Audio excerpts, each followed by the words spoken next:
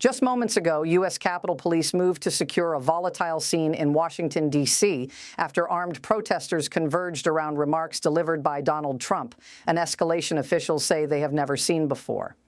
At approximately 10:18 this morning, law enforcement established a hardened perimeter stretching 3 city blocks as dozens of armed demonstrators flooded streets near federal buildings, triggering emergency protocols nationwide. This followed statements tied directly to Trump's political identity and the financial backbone of his empire, including properties valued at over $2.4 billion from Trump Tower to campaign-linked assets. Authorities describe this as the first time in modern American history that political speech by a former president has coincided with armed civilian mobilization at this scale. What is unfolding is not protest. It is pressure on the foundations of democratic order, threatening decades of power, persona, and institutional stability. Hit that subscribe button right now because you won't want to miss the critical videos I release as this story escalates and the political stakes continue to intensify. So, what triggered this unprecedented security action? According to official briefings from federal law enforcement, the escalation followed remarks delivered by Donald Trump that authorities assessed as an immediate catalyst for armed mobilization. Senior officials say those remarks intersected directly with ongoing legal and political pressure, prompting emergency coordination across agencies. Tensions have been building since November 15, 2024, fueled by a widening pattern of investigations, court rulings, and public statements that frame Trump's legal exposure as political persecution. That drumbeat continued through the 2025 election cycle, amplifying rhetoric online and at rallies. But everything exploded on February 13, 2026, when Trump addressed supporters during a media appearance tied to his legal battles. Within hours, law enforcement monitoring flagged calls for armed presence near federal sites, and by mid-morning, demonstrators began arriving in coordinated fashion. Several key players now anchor this moment. Oversight and response were coordinated by the U.S. Capitol Police, working alongside the Department of Justice and regional fusion centers. Judicial authority in related matters rests with Judge Arthur Engoron, a New York State Supreme Court justice whose rulings have already reshaped Trump's business landscape. Congressional scrutiny continues under the Senate Judiciary Committee, which has tracked threats to institutional stability linked to political violence. According to court documents filed in New York, Trump-affiliated entities were found liable for civil fraud tied to property valuations, including assets in Manhattan and Westchester County, totaling $454 million in penalties and interest as of February 10, 2026. The findings cite years-long inflation of asset values, with specific references to properties such as Trump Tower and commercial holdings across state lines.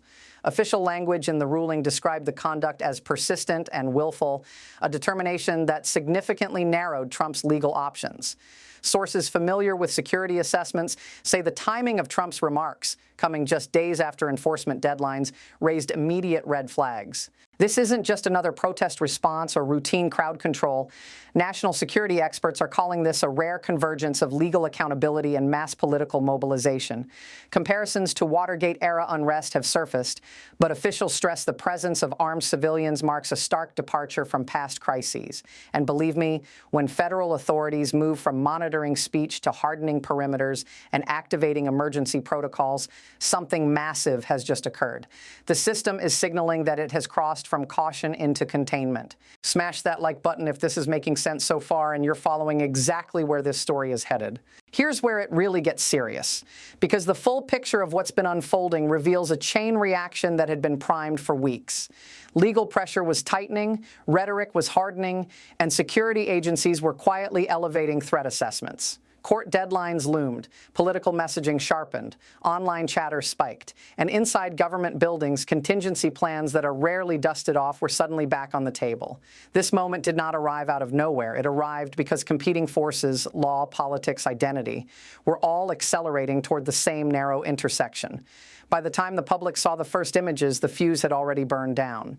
The moment came on Thursday, February 13th at 10:18 a.m. Eastern, when authorities confirmed an armed civilian presence forming around remarks by Donald Trump. The location was central Washington, D.C., within blocks of federal buildings protected by layered security.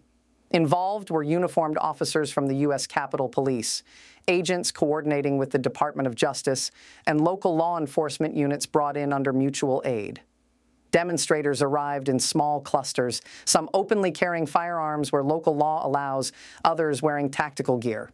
As Trump's remarks circulated in real time, officers moved to establish a hardened perimeter, closing streets, rerouting traffic, and activating emergency protocols designed for worst-case scenarios.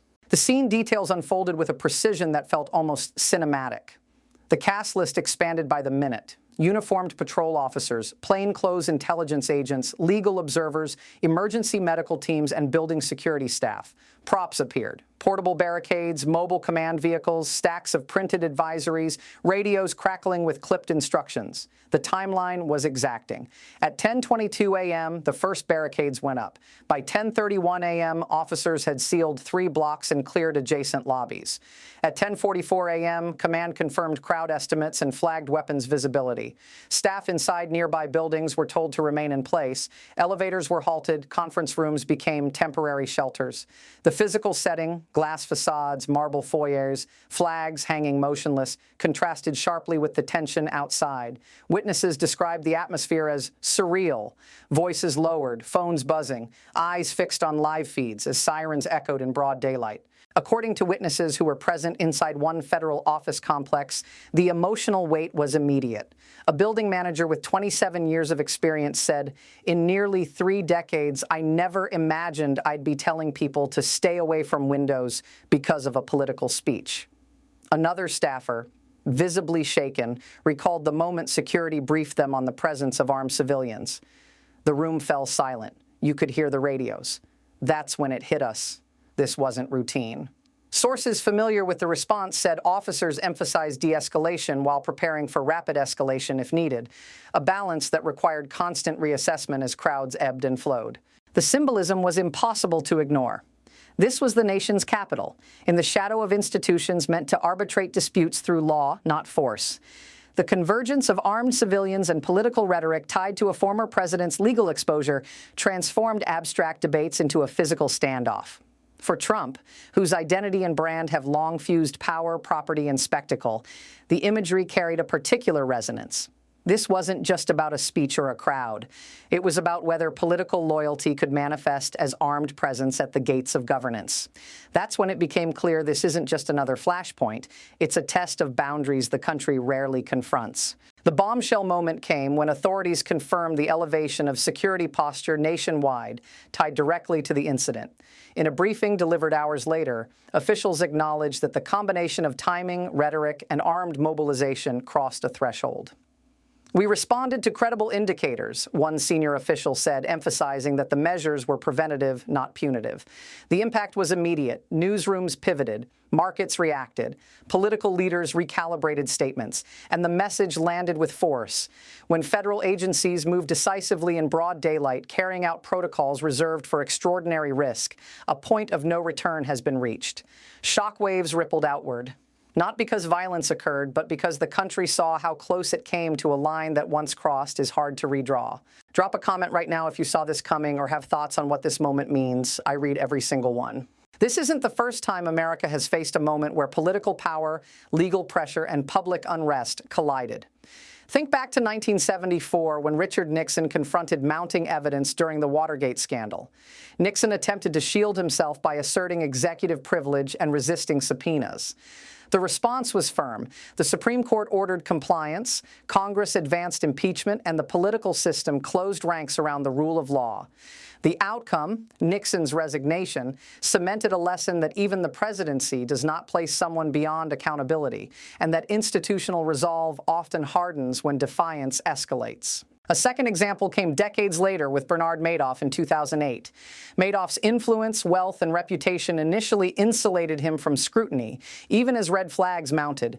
When the fraud collapsed, revealing losses exceeding $65 billion, authorities moved swiftly. Federal prosecutors pursued charges, assets were seized, and Madoff received a 150-year sentence. The parallel is stark. Prolonged evasion can delay consequences, but once the system pivots from investigation to enforcement, the response becomes decisive and unforgiving. A broader pattern appears in organized crime prosecutions of the 1980s and 1990s, particularly under the Racketeer Influenced and Corrupt Organizations Act. Figures once considered untouchable, shielded by fear, loyalty, or money, were dismantled through coordinated legal strategy. Authorities leveraged documentation, insider testimony, and sustained pressure. The lesson from those cases was clear. When institutions commit fully, status and intimidation lose their protective power. Now, however, the current situation is different. This is the first time in modern U.S. history that legal accountability tied to a former president has coincided with armed civilian mobilization in response to political rhetoric. The scale, visibility, and immediacy elevate the stakes. But the pattern remains unmistakable. When powerful defendants refuse to comply, minimize rulings, or frame enforcement as illegitimate, courts and authorities eventually enforce their mandates, regardless of wealth, celebrity, or political influence. History shows that delay changes the optics, not the outcome. Make sure to subscribe immediately if you're not subscribed yet. This kind of in-depth political analysis and breaking context doesn't exist anywhere else you'll find. Legal and political analysts are calling this a threshold moment, one where rhetoric, enforcement, and public response converged in ways the modern system is not built to ignore. Lawrence Tribe, professor emeritus at Harvard Law School, addressed the situation on MSNBC. Tribe told the network that the events mark a dangerous compression of legal accountability and political mobilization, explaining that when court decisions intersect with mass action, institutions must assert clarity. He added that the Constitution does not bend to intimidation, emphasizing that the judiciary's authority relies on visible enforcement when pressure escalates. Tribe's expertise underscores the constitutional stakes. Legitimacy survives only if rulings are respected in practice, not just on paper. Former federal prosecutor Neil Katyal offered a different angle on CNN. Katyal explained that prosecutors and security agencies look for inflection points, noting that when speech produces credible risk, the government has a duty to act preventatively. He emphasized that this response is not about silencing political views, but about managing imminent threats to public order. Katyal's background adds prosecutorial realism, how decisions are made under time pressure with incomplete information, and the priority of preventing irreversible harm. From a policy and governance perspective, Juliette Kayyem, a former assistant secretary at the Department of Homeland Security, spoke with Bloomberg. Kayyem said officials are trained to watch for signals that jump from rhetoric to readiness, adding that armed civilian presence near federal sites is a textbook escalation indicator. She emphasized that visible preparedness can be stabilizing, explaining that swift perimeter control often prevents panic and copycat actions. Her analysis validates the operational logic behind the response. Opposition validator, even Ben Shapiro, who has frequently defended Trump and criticized federal overreach, acknowledged the seriousness on his own platform. Shapiro stated that armed protests around political speech create risks no democracy should tolerate, adding that regardless of one's politics, the presence of weapons near government buildings changes the calculus. That admission matters. When a prominent opposition voice concedes the gravity of the moment, it signals that the concern transcends ideology and enters the realm of institutional survival. Do me a favor and slam that like button, because it genuinely helps this video reach more people who need to understand what's unfolding. So let's break down what this means, because the consequences land on three distinct levels, each compounding the next. Level 1, immediate and personal impact. First, the near-term financial exposure is concrete and unforgiving. Court-ordered penalties tied to civil findings in New York total hundreds of millions of dollars, with accrued interest increasing daily. Properties long treated as liquid leverage, commercial towers, brand-licensed holdings, and revenue-generating venues suddenly become liabilities when deadlines tighten. Asset sales under legal pressure rarely capture full market value. Forced transactions commonly clear at 60–70% of comparable sales, translating into potential losses in the 9 figures on marquee properties alone. Add to that the immediate costs of heightened security, legal teams across jurisdictions, and compliance measures that drain cash flow. The timeline matters. Enforcement windows compress choices, turning strategic decisions into reactive ones within weeks, not years. Level 2, business and reputational impact. Second, the damage to the business ecosystem is deeper and longer lasting. For decades, Donald Trump cultivated a brand built on deal-making, dominance, and control. Court findings and emergency security responses puncture that narrative in ways balance sheets can't easily repair. Every lender now prices in risk premiums. Every licensing partner reassesses brand association. Every insurer tightens terms. Future projects face higher capital costs, stricter covenants, and reputational clauses that can trigger exit ramps at the first sign of controversy. Even if assets remain intact, opportunity costs accumulate: delayed deals, canceled partnerships, and cautious investors who choose safer counterparts. Reputation, once impaired at scale, becomes a drag on growth, persistent regardless of political outcomes. Level 3, political and systemic impact. Finally, the broader implications ripple far beyond any individual ledger. Politically, the imagery of armed civilians responding to rhetoric tied to legal accountability reshapes campaign terrain overnight. Messaging that frames enforcement as persecution collides with visuals of hardened perimeters and emergency protocols, images that communicate risk, not victimhood, to persuadable voters. Systemically, this moment sets a precedent about how institutions respond when speech intersects with credible threats. Agencies are signaling that prevention is not optional. It is a constitutional obligation to protect public order. That recalibration will inform future responses across administrations, parties, and crises. Courts, too, draw lessons. Compliance timelines harden, remedies escalate faster, and tolerance for brinkmanship shrinks. The net effect is a system asserting that legitimacy depends on enforcement, not indulgence. Taken together, these layers create a feedback loop. Financial pressure accelerates reputational damage. Reputational damage constrains political messaging. Political pressure invites firmer institutional responses. The result is not a single setback, but a narrowing corridor of options, where each step forward carries higher costs and fewer exits. Here's what makes this even more significant and strategically dangerous than it already appears. The response itself may be actively worsening the situation it's meant to diffuse. The new element is a growing consensus among political strategists that escalation by rhetoric is a tactical disaster. When political messaging coincides with visible security lockdowns and armed civilian presence, it reframes the narrative away from grievance and toward instability. That shift matters. It hardens institutional responses, alienates persuadable voters, and narrows strategic options. In short, every turn of the dial toward confrontation raises costs while shrinking exits. The result is a feedback loop where perceived strength produces real vulnerability, politically, legally, and reputationally. That view was articulated sharply by Stuart Stevens, a longtime Republican strategist and former senior advisor to presidential campaigns, speaking on MSNBC. Stevens said the imagery alone is devastating, noting that politics is about pictures as much as policy, and armed crowds responding to political speech is the picture no campaign can survive. He added that the approach forces institutions to respond more aggressively, explaining that when leaders appear to flirt with disorder, they lose the benefit of the doubt with voters and officials alike. Stevens emphasized that this isn't ideological, it's mechanical. Systems respond to risk by tightening, not yielding. The implications are stark. Strategically, this raises the stakes by accelerating institutional resolve and compressing timelines. Politically, it hands opponents a ready-made frame centered on risk and recklessness. And legally, it invites stricter enforcement and less tolerance for brinkmanship. What might have been managed as a protracted dispute is transformed into a series of high-cost decisions with diminishing returns. In that environment, every move matters more, and mistakes compound faster. If this is eye-opening for you, hit that like button right now to help keep this analysis moving forward. Keep a close eye on this story, because what happens next will determine not only immediate outcomes, but the trajectory of legal enforcement, political messaging, and institutional resolve going forward.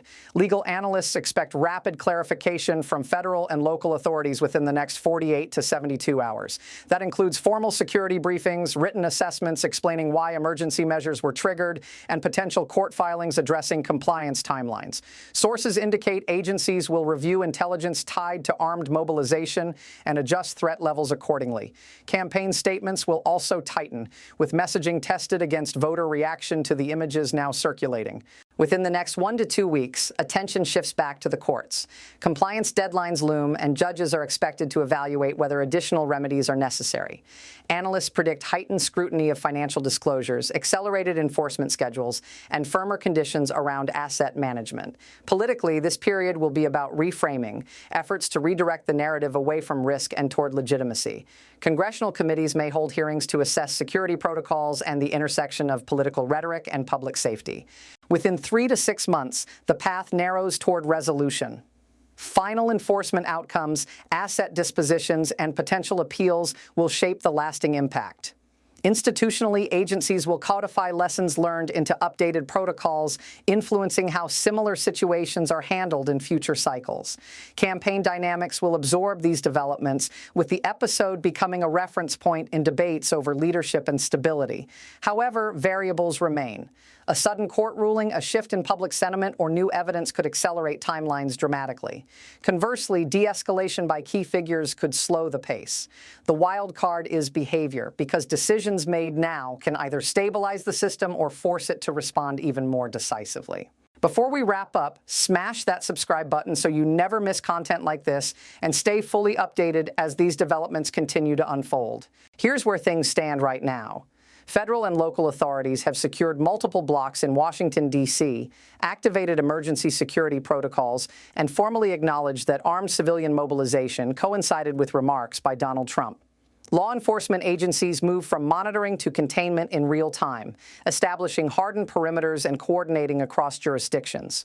Court enforcement timelines tied to existing civil judgments are proceeding, with financial penalties in the hundreds of millions of dollars still in effect and compliance windows narrowing.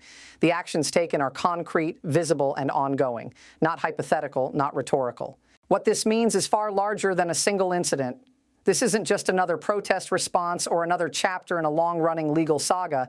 It represents a rare convergence of legal accountability, political messaging, and public security risk. The presence of armed civilians in proximity to federal institutions changes the calculus immediately. Historically, disputes over power and legality have played out through courts and elections.